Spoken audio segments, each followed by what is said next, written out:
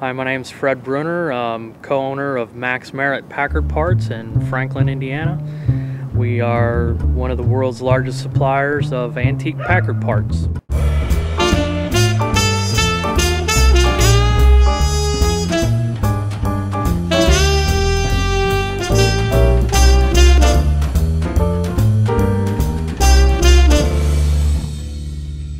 These are all the parts books. They show all the part numbers from 1922 through 1956, and we use these to identify what part the customer is looking for so that we can go to the shelf and pull the part by part number.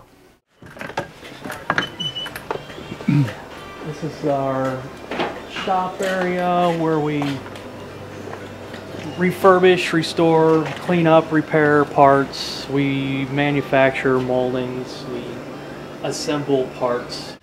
So once we identify the parts, we put them away by Packard part number.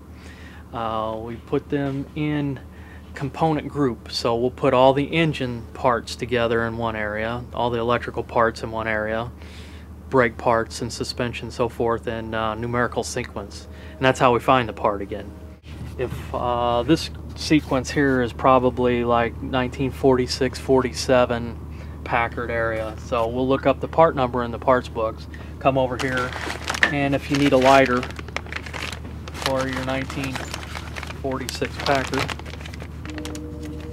well, we still have one in the original Packard box. That's the lighter element and knob for a car that is now, what, 55 years old?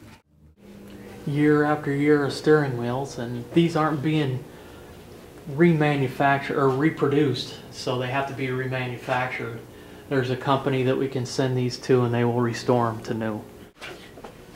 Grills here from, this is 1941, this is 47, this is 37, then you get into the 50s, 51, 53, 54.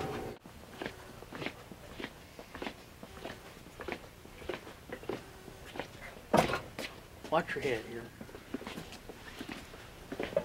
We have several cars, but here's a couple of our favorites. This is a 1934 Packard V12 club sedan. Max has had this car since the early 60s, and he fully restored it and showed the car for a number of years, and it was a national first place winner back in the day. Packard bicycle.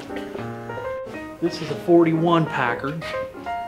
Max has had this since the 60s also. It's just a car that we've been going to restore and just haven't ever gotten around to it yet. This is the Packard Graveyard here of parts cars. There's probably a couple of dozen cars in this area, not in this area, and around the back.